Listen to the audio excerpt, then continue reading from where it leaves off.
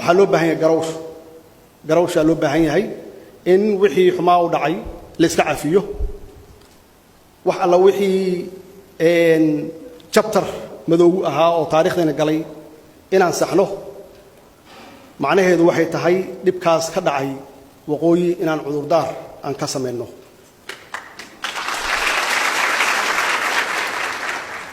inaan cudurdaar ka sameeyno inaan raali gelin ka sameeyno dadkaas waalaheena ah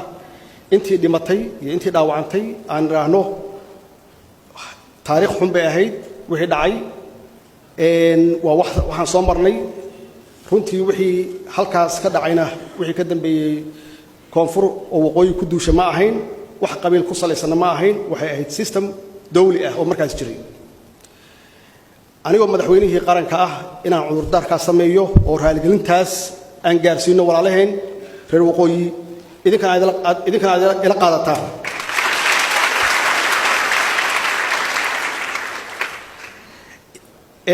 dhanka kale dadkii iyaga naftooda qoryaha watay oo dagaalamayay iyaguna naftooda cudurdaar baa laga rabaa